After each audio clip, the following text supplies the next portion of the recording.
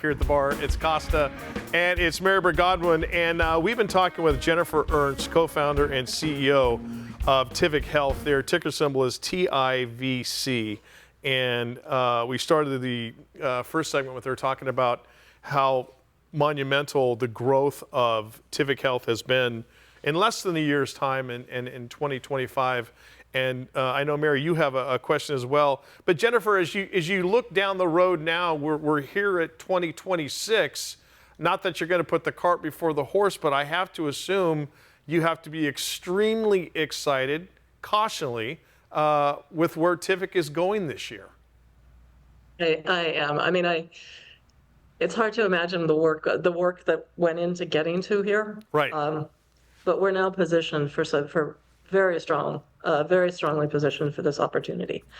In fact, as part of this acquisition we did at the end of the year, we are also bringing in development capabilities. So taking a company that basically hired one person last year in biopharma, then 3 people in biopharma, to now we have a fully featured company of about 50 people, all of whom have the skill set to advance the drug. And what's been great about that for us is, as I look forward first, in less than a week, we are meeting with BARDA, the agency that actually stockpiles and manages the drugs for the U.S., the Strategic National Stockpile. So we are walking in front in 6 days or so. Wow.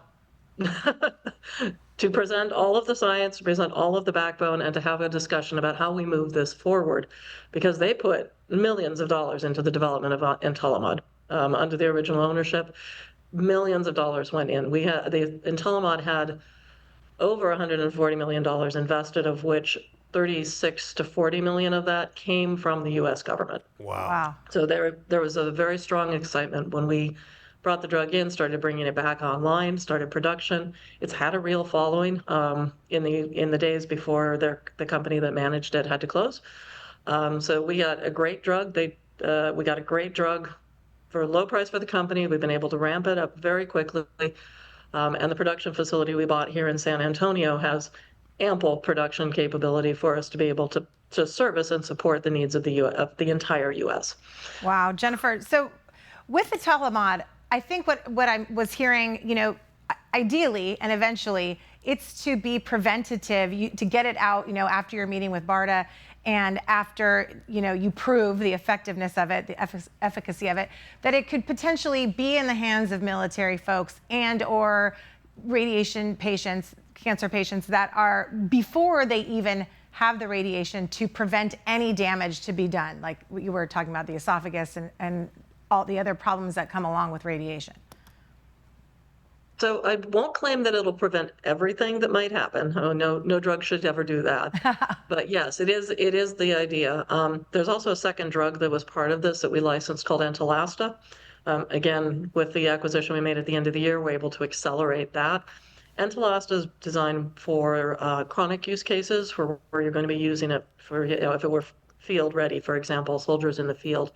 That's the kind of thing you'd want for a readiness or preparedness situation. Entolimod is more for that acute emergency, but when it comes to radiation treatment, a dose, using it for a few doses during the course of therapies, we still have to do the clinical testing, of course, but all of the work done on the acute radiation syndrome area is a very strong support mechanism for being able to move the drug into cancer. And as I said earlier, there's a $9.5 billion market today with names like Amgen, Sanofi, Sure. Novartis behind them. That market is under attack from biosimilars. So as we move this forward, we're not thinking we are going to have to take the entire commercial load to get this thing to market. I mean, I'm anticipating that we will work to get the acute radiation syndrome to market. Those kinds of orders, stockpile orders, can be 75 million, 100, 150 million a year for a company. Crazy. These are serious numbers. And then on top of that, that gives us a war chest to be able to fund everything else. The cancer-related, the oncology-related applications, I could easily see us being able to be in a position to start partnering with a large pharma company to be able to take this forward over the hurdle. Sometime, I won't give too much of a forward looking, but it's not too far of a horizon out there.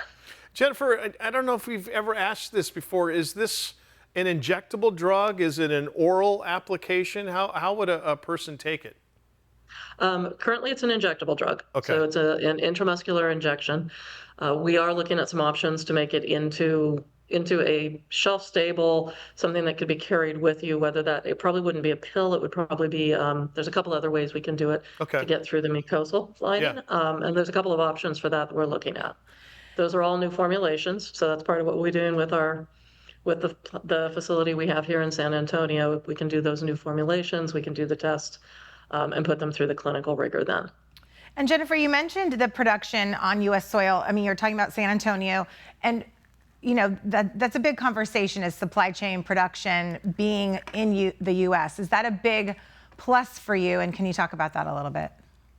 It is a big plus, particularly with the type of client base we're talking about. I mean, if we are selling into the national government, into the U.S. government, being not only is it good to be on U.S. soil, but being in Texas is so centrally located. So from here, from San Antonio area, I think it's 5 military bases and 2 major airports. So being able to get drug from San Antonio out to any place in the U.S. in an emergency situation, we're really well located here. So that is a strategic value of the site that we acquired as well. Jennifer Ernst, co-founder, CEO, Tivic Health, ticker symbol TIVC. Jennifer, we have about a minute or so left, and I want to go back to the upcoming meeting with BARDA, and you talked about how much money the United States has, or the government has put into what you're doing with Tivic Health and things like that. And I know you're never going to look the gift horse in the mouth, but from a layman's perspective, I would think that meeting is going to go very, very well for you when you look at what you've done, how fast you've done it, and what you're going to be able to do to help just, unfortunately, a massive amount of people, especially when it comes to cancer and radiation. I am hopeful for that meeting. We are very optimistic going into it. It's not the meeting where any decisions are made, but it is a meeting that will be opening this up to a very large scientific community within the defense agencies, both across BARDA, and we are anticipating also having people attending from Department of Defense or Department of War to also be refreshing themselves and learning more about Entolimod.